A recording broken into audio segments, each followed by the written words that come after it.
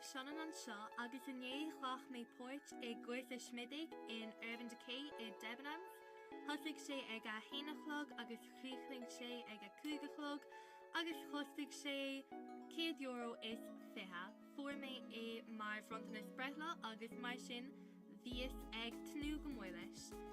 Dús bóá lom insintíomh cad a cheannaigh mé leis an dearbhán tar éis an cuasa a dhéanamh. So bhí an cuasa a gom agus an sin ag an deire rannig mé na rudaí go raibh fonn a cheannach agus seo iad na rudaí a fioch mé. Dús fioch mé an Benchmid seo. Is é an tanamatá ná Naked Skin Urban Decay Weightless Ultra Defined Liquid Makeup. Agus is é an dá a fioch mé ná iver a 2.9. So dinis an chalín dom ann nóir tá an dá á ranú ago tá gá sort dá gur féidir leat a ranú. Na cín a chríochnín le punk a nád, sin iad na cín atá arúnach do chracan bon dearg, agus na cín a chríochnín le punk a cuaig, sin iad na cín atá arúnach do chiní le cracan bui. Now, is oldam nachil cracan bon dearg agam nó cracan bui agam. Ach, tá lechna bon dearg agam agus mar sin ba oldam gomioch ceam bon dearg á cheannach agam. Déine an chalín dom go i generalta go geanaíon daoine le grúig fion na cín atá arúnach do chiní le cracan bui mar go míon an sort cracan sin ag daoine le grúig fion i generalta. Agus an sin is é an darrod a cheannaigh mé ná an scúb seo. Is é seo scúb chun an Benchmid sin a chur agus is é an tanam atá ná Good Karma Optical Blurring Brush. Tá sé sort de friúil dus na scúba eile a go bheiceá chun Benchmid a chur ach leis an ceann seo déanann tú like bla bla bla bla bla agus an sin déanann tú bluffing do chud crachna. An sin rannig mé an rud seo is é seo Benchmid eile ach is Benchmid mínrach cosú leis an gceann Bare Minerals a úsáid mé ach an iscoil sé sin imethe beg é seo agus an Benchmid eile á úsáid agam. So chuig mé an ceann eile mé dús agus an sin úsáidóigh mé é seo.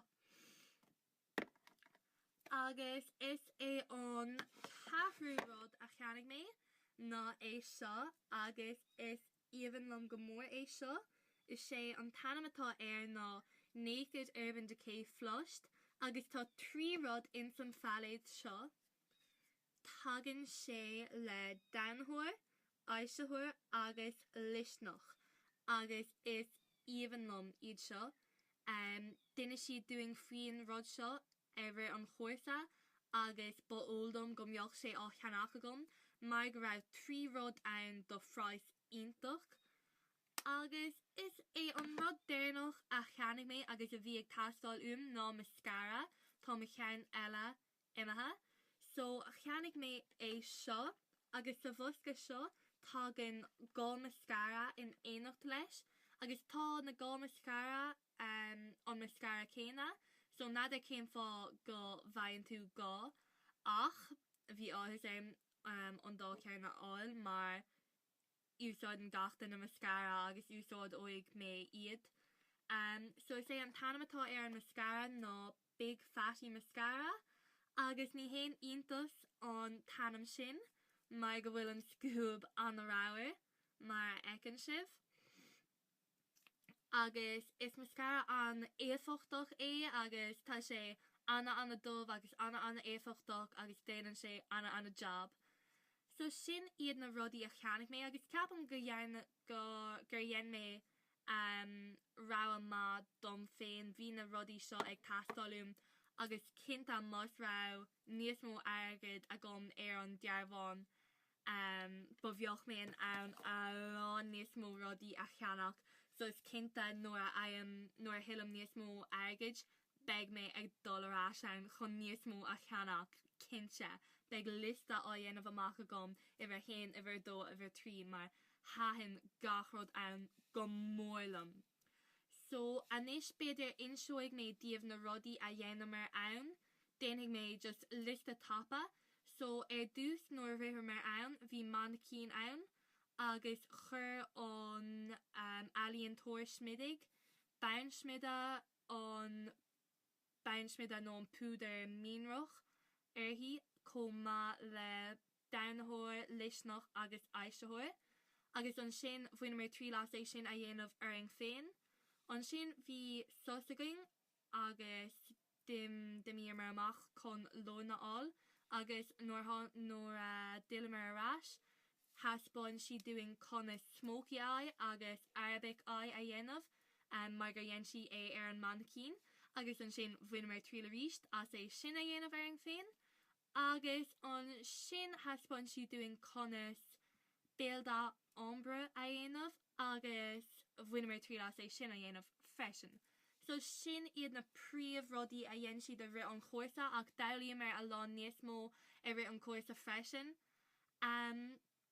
Agus comá lei sin fuair mé an leabhar beag seo leis na leidna a thug siad doing ann, agus fuair mé an dainú seo chun a rá gur dhéan mé an cuarsa agus gur chach mé póit agus gachrod mar sin.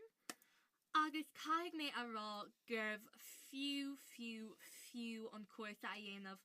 Like, bhuiin mé an tanabas mar go rá na daoine eile a chhlach póit ann, bhí na daoine sin anna chuirdiúil, agus comá an beirt alíonn Cúrsa Smididh a dhéan an cuarsa ling, bhí siad iontach chuirdiúil agus just iontach sásta carúling agus thug siad ólas doing ar a good dahí féin agus just rinne siad an cuarsa an tanabhach doing. Agus is cinnta más rá cuarsa eile ar siúil, cuarsa difriúil is cinse go mbeoch má anam á chur agam ar an lista sin, mar gur bhuiin mé iontach tanamh as. Agus is cinnta gur fiú an targad é mar fuair mé rudaí don €100 is fiche, agus mar sin tá sé cosú leis go bhfuil an cuarsa sé an asca.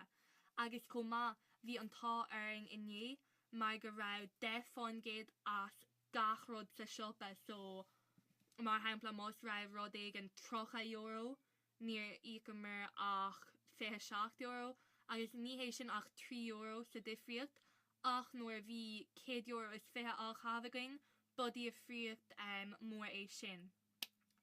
So, mas hahan an fís an seo leat ina stom sa bhosca trochta hias an agus gur míle mágad freisin as fécint ar an bhí sin. Slán!